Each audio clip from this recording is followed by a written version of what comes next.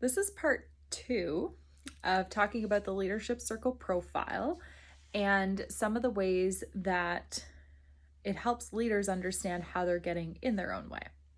So if you are a leader and you're interested in knowing more about what the leadership circle profile is and you haven't watched my first video, go back and watch that either before or after this one, either way. But today we're going to talk about complying and protecting.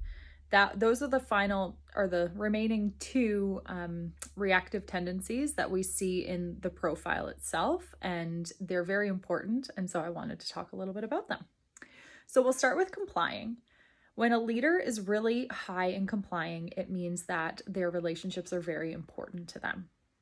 So their mantra might be, I am my relationships. And at all stakes, or any stakes at times, that might be their one primary focus above and beyond anything else. And you can imagine if you're a leader who's expected to be achieving results and getting things done, that if all your priority is on relationships, there may be times that doesn't actually result in the achievements that you're looking for. So that's just what it is. When we have high complying leaders, they are the type of people who will bring structure to an organization. They'll follow rules. So there are times when that obviously would be very important. They also really help people feel comfortable and at ease. They can create a lot of connection, and they can just kind of help people get along. So you're probably thinking, like, why would that be a bad thing? And it's not, if it's used to the proper degree of strength.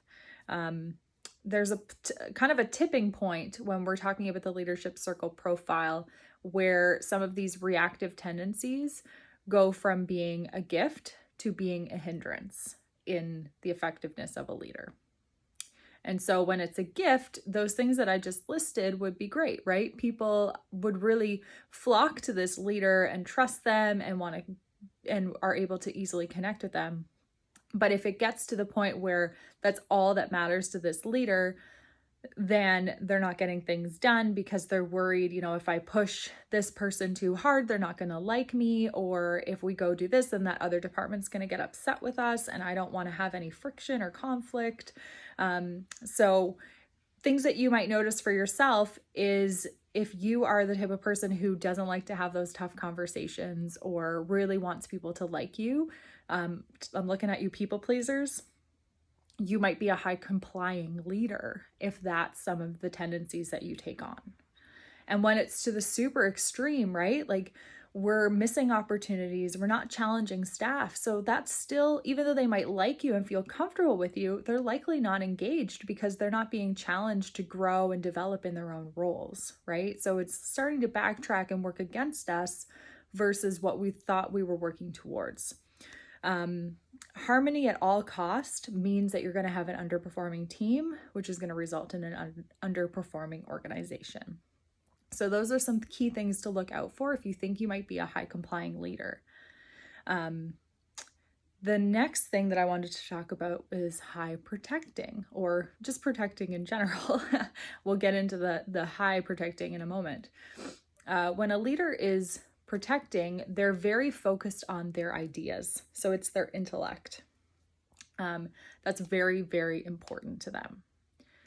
And so the three parts that fall under this is being distant, critical, and arrogant.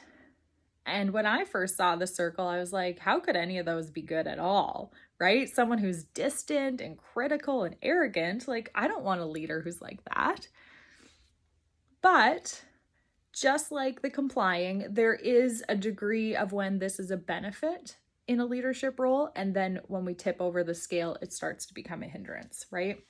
So it can be a benefit in ways that it gives this leader a high level view of what's going on, and they're detached from the outcome. So they're able to kind of play that devil's advocate and, poke a few holes to make sure that the company or the project, whatever it is that they're looking at, is moving in the right direction. So think continuous improvement, right? If you have someone who's a project manager or who works on different lines like that, then they might have that continuous improvement brain, and then that has them always being able to look at things without being so attached to the outcome. They can also focus on the facts because they're not worried about what the achievement might be or who they might upset. They can stay distant enough from it to really just look at what the facts are.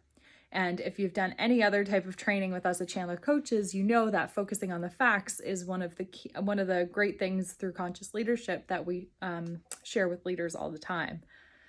So let go of those stories, look at exactly what is here, and then we're able to make decisions and move forward. So in all those ways, being a protecting leader can actually be beneficial. But then when we look at it to that extreme, right, when we're a high protecting leader, that's when you get that disconnect. So you might be alienating yourself from other members of your peer group or your own employees. Be really disconnected from people, maybe even to the point that you're pushing them away. It really erodes trust, or even like doesn't allow it to build even in the first place whenever you have a high protecting leader, because people don't know anything about you. You're really just kind of standoffish. And so that can really drive a wedge between that. And then that makes it really hard to get anything done. So some things to definitely be aware of, right? If you're the type of leader who always wants to be right, who always wants their ideas to be the ones that are picked, then there's a chance that protecting might be one of your dominant things. So just something to be aware of. And then you can think about, how could I be a little bit more vulnerable, or how can I be open to what other people's ideas might be as well? There's definitely some ways to work through that. So the previous video, I had talked also about being a controlling leader, and that's what was most resonant and most profound on my own personal profile whenever I did the Leadership Circle profile. So I went more in depth on that on my first video, but wanted to share what those other two were as well, because I know there's all types of leaders out there. And if any of this is resonating with you and you want support in understanding yourself and understanding how you can make things easier and how you're getting in your own way so that we can find a different way to do it, I would love to talk to you. This is what I absolutely love helping my clients do. So just give me a shout. Let me know if that's something that you want to talk about. It all starts with a conversation, and I know I'll be better just having met you. So reach out and we'll talk to you soon. Thanks.